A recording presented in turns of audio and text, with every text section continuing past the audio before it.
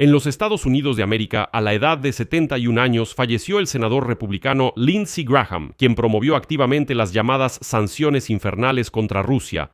Un día antes de su muerte, él estaba en Kiev con un dron interceptor ucraniano en las manos y le prometió al presidente Zelensky, cito, patear el trasero de Putin. Al día siguiente, lo sacaron de su propia casa en una camilla. Lindsey Graham, senador que visitó Ucrania en guerra 10 veces, autor de esas mismas sanciones infernales que debían asfixiar el petróleo ruso, ya en la noche del 11 de julio a la edad de 71 años, dejó este mundo. Oficialmente fue una enfermedad repentina. Según NBC, los servicios de emergencia llegaron tras una llamada por un paro cardíaco. Y casi de inmediato, el espacio mediático ruso simplemente explotó. Los rusos de inmediato empezaron a escribir que, por una extraña coincidencia, se reunió con Zelensky y murió. En este episodio vamos a analizar todo con honestidad. ¿Qué se sabe sobre la muerte de Lindsey Graham según los hechos? ¿Qué teorías, desde las fundamentadas hasta las completamente absurdas, ya circulan en la red? ¿Por qué Lindsey Graham era tan importante para Ucrania? ¿Y qué hizo realmente por ella? ¿Y por qué? ¿Su relación con Trump? Eso es todo un drama aparte que ahora influye directamente en el destino de las sanciones contra Rusia. Me llamo Alexei Pechi, vamos a discutir este tema juntos, pero antes de empezar, les pido que se suscriban a este canal. Estamos llegando a la marca de 300,000 suscriptores, así que les agradeceré personalmente su suscripción. Así que empecemos con lo que se sabe con certeza. La oficina del senador informó, cito, la noche del sábado 11 de julio, el senador de Estados Unidos, Lindsey Graham, falleció a causa de una enfermedad breve y repentina. NBC News agrega aquí algunos detalles. Y así, según una grabación de la radio policial, los servicios de emergencia llegaron a la casa de Lindsey Graham en la colina del Capitolio tras una llamada por un paro cardíaco, y más tarde las conversaciones de los médicos indicaban que se estaba realizando reanimación cardiopulmonar. Las fotos del lugar que revisó NBC muestran a un par de paramédicos llevando a una persona en una camilla hacia la ambulancia.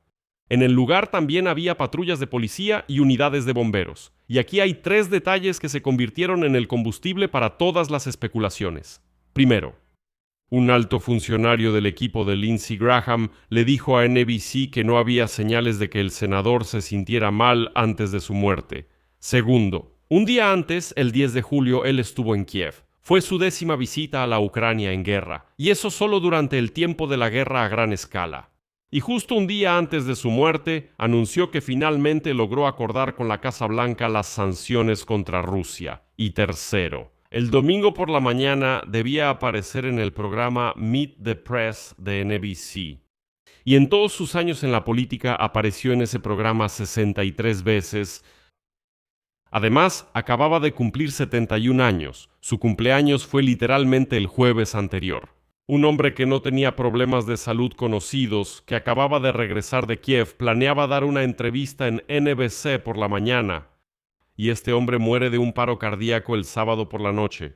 Y es precisamente este conjunto de hechos lo que crea lo que en la guerra informativa se llama la ventana perfecta para una operación de desinformación, y los rusos inmediatamente aprovechan para causar conmoción. Paralelos se lanzaron sobre este tema y aprovecharon esta ventana perfecta para las filtraciones.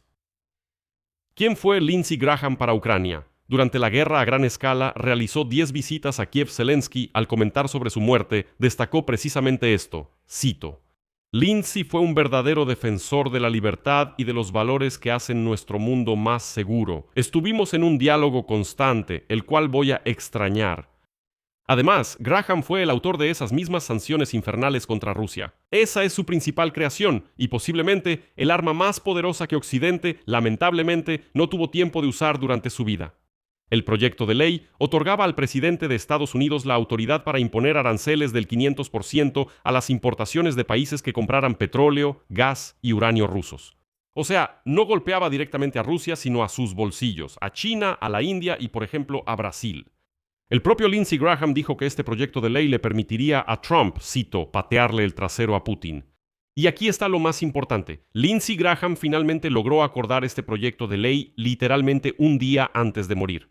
El 10 de julio en Kiev, él anunció que se había alcanzado un acuerdo con la Casa Blanca sobre la versión final de este proyecto de ley. Esa fue su última victoria política. Y aquí hay un dato que Estoy seguro, tal vez ni siquiera sabías. Lindsey Graham ha estado en busca y captura en Rusia desde 2022. En su discurso comparó a Vladimir Putin con Adolf Hitler y llamó a los rusos, cito, a deshacerse de ese tipo, si no quieren vivir en la oscuridad, en la pobreza y aislados del resto del mundo. De hecho, sus palabras fueron proféticas. En mayo de 2023, el Ministerio del Interior de Rusia declaró a Lindsey Graham como buscado por cargos penales y en febrero de 2024, Rosfin Monitoring lo incluyó en la lista, cito, de terroristas y extremistas.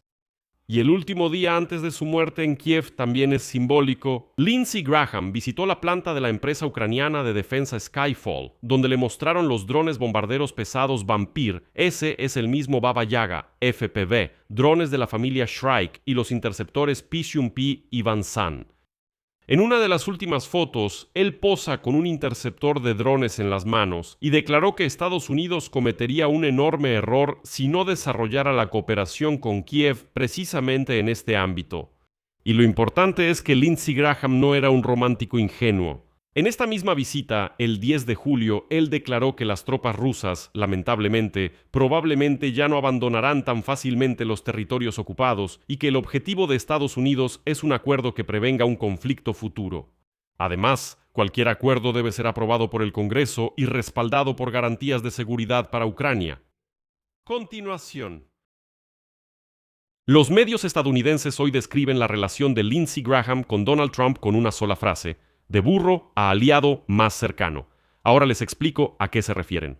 Aquí sigamos la cronología. En 2016, durante las primarias, Lindsey Graham fue uno de los críticos más feroces de Donald Trump. Lo llamó, cito, un burro, un fanático religioso racista y xenófobo y el candidato más deplorable en la historia del Partido Republicano.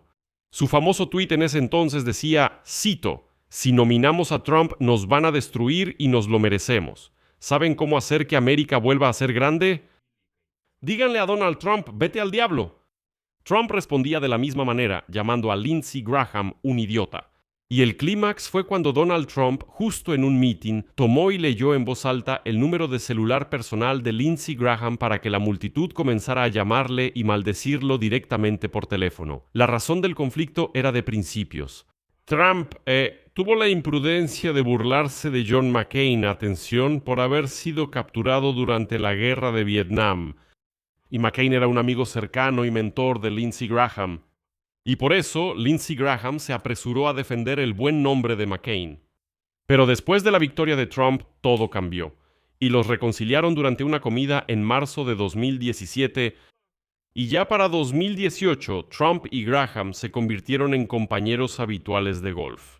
Graham mismo explicó el cambio con una honestidad desarmante, cito, lo llamé xenófobo, racista, fanático religioso y simplemente se me acabaron los adjetivos. Bueno, el pueblo estadounidense se expresó y rechazó mi análisis. Se convirtió en uno de los confidentes más cercanos de Donald Trump, un asesor clave en política exterior, especialmente sobre Irán y Rusia. Lo defendió durante ambos juicios políticos y promovió a sus nominados judiciales. Pero luego hubo otro giro, uno más. Después del asalto al Capitolio el 6 de enero de 2021, Lindsey Graham se distanció públicamente, declarando que se había cruzado la línea por completo. Pero la ruptura resultó ser otra vez temporal, y para el regreso de Trump a la Casa Blanca, él volvió a ser uno de los aliados más cercanos de la administración. Y aquí hay un matiz clave muy importante para Ucrania. A pesar de toda su lealtad a Donald Trump, Lindsey Graham seguía siendo un intervencionista y a menudo discrepaba con el ala aislacionista de los trumpistas, es decir, los aislacionistas en el Partido Republicano. Él era precisamente ese puente entre Trump y la idea de apoyar a Ucrania. Sabía cómo presentar la ayuda a Kiev en un lenguaje que Trump pudiera entender. Él, saben, tenía una frase así, como diciendo, esto no es caridad, es un trato fuerte, es un trato que traerá grandeza a Trump y a Estados Unidos, y así sucesivamente. Y esto es lo que escribe Trump hoy, cito. El senador Lindsey Graham, una de las personas y senadores más grandes que he conocido, ha muerto. Siempre trabajó y fue un verdadero patriota estadounidense.